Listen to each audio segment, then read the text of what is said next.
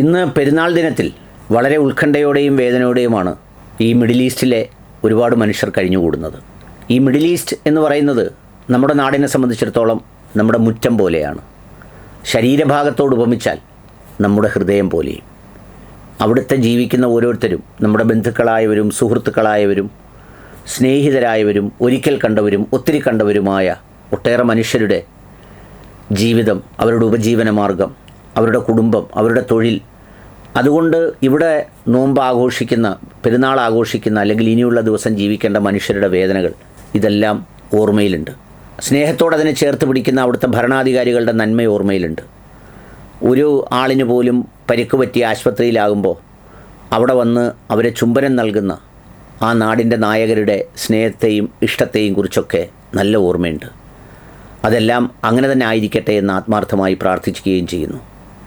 അത് പറയുന്നതിനോടുകൂടി തന്നെ അവിടെ നിന്നുള്ള സുഹൃത്തുക്കൾ പലരും മൊബൈലിൽ വരുന്ന മെസ്സേജസും സന്ദേശങ്ങളുമൊക്കെ പറയും. പറഞ്ഞുകൊണ്ടിരിക്കുമ്പോൾ തന്നെ സൈറൻ അടിക്കും. പെട്ടെന്ന് അവരിൽ ഉണ്ടാകുന്ന ഒരു പരിഭ്രാന്തിയും ഒരു സുരക്ഷിതമാകാനുള്ള ഒരു വ്യഗ്രതയുമൊക്കെ നമ്മൾ കാണാറുണ്ട്. അതവരിൽ ഉണ്ടാക്കുന്ന ഭയം ചെറുതല്ല. ആ ഭയം ചെറുതല്ല എന്ന് മാത്രമല്ല, അതിൽ നിന്ന് ഒഴിയുമ്പോൾ അവർക്കൊരാശ്വാസവും കിട്ടുന്നുണ്ട്.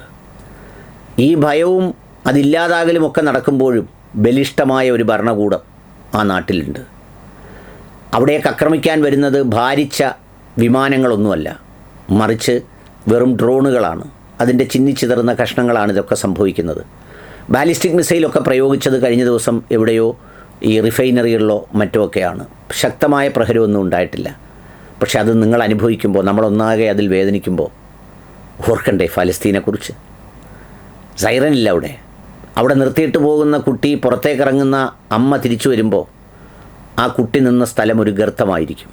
അവരനുഭവിച്ച ത്യാഗം, കൈകാലുകൾ നഷ്ടപ്പെട്ടവർ, ഒരു കുടുംബത്തിലെ മുഴുവൻ പേരെയും നഷ്ടപ്പെട്ടവർ, അടിച്ചിട്ട് തകർത്തു പോകുന്ന കെട്ടിടത്തിനടിയിൽ മക്കളുണ്ടെന്നും പറഞ്ഞ് അതോർത്ത് നിലവിളിക്കുന്നവർ, അവർക്ക് വേണ്ടി കരയുന്നവർ, അവരെ കയ്യിലെടുത്ത് വെച്ചുകൊണ്ട് നാളെ പരലോകത്ത് പൂക്കളായി നിങ്ങളെ കാണാൻ ഞങ്ങളും കൊതിക്കുന്നു എന്ന് വിലപിക്കുന്ന ഉപ്പമാർ, ഉമ്മമാർ, സഹോദരങ്ങൾ, വിധവകൾ, മക്കൾ.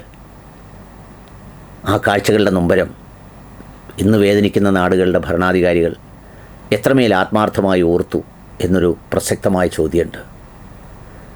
ഞാനിടയ്ക്ക് പ്രയോഗിക്കാറില്ലേ, വെറും സാധുവായ ഒരു അധികാരത്തിലുമില്ലാത്ത ഒരു സമ്പത്തിൻ്റെയും ഉടമയല്ലാത്ത വെറും പാവപ്പെട്ടവനായിരിക്കും നാളെ സ്വർഗത്തിലെ ഏറ്റവും സന്തോഷവാനും. അവനായിരിക്കും അവിടെ ഏറ്റവും കൂടുതൽ സന്തോഷത്തോടെ കഴിഞ്ഞുകൂടുക. പലരുടെയും സമ്പത്തും അധികാരവും അതിൻ്റെ ഏർപ്പാടുകളുമൊക്കെ നാളെ വിചാരണ ചെയ്യപ്പെടുന്ന ഒരു കാലത്തിൻ്റെ വേദനയിൽ ആ ഫലസ്തീനുണ്ടാവും. അവിടുത്തെ കുഞ്ഞുങ്ങളുണ്ടാവും, അവിടെ വേദനിക്കുന്നവരുണ്ടാവും. ഇപ്പം നമുക്കടിക്കാൻ സൈറനുണ്ട്, ഒളിഞ്ഞിരിക്കാൻ ബലിഷ്ഠമായ കെട്ടിടമുണ്ട്.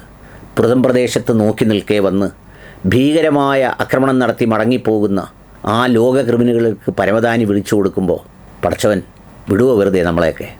ഉണ്ടാവില്ല. മിഡിൽ ഈസ്റ്റിന് ഇപ്പം നൽകുന്നൊരു സന്ദേശമുണ്ട്. ഇവനെയൊക്കെ അവിടുന്ന് കെട്ടുകെട്ടിച്ചാൽ, ഇവൻ്റെയൊക്കെ ബേസുകളും പറക്കിക്കൊണ്ട് പോകാൻ പറഞ്ഞാൽ ആ നാട് സമ്പൽ സമൃദ്ധമാവും, സമാധാനപരമാവും. ആവശ്യമുണ്ടെങ്കിൽ വന്നോട്ടെ, ആവശ്യമുള്ളപ്പം വരട്ടെ, അനീതിക്ക് വരട്ടെ.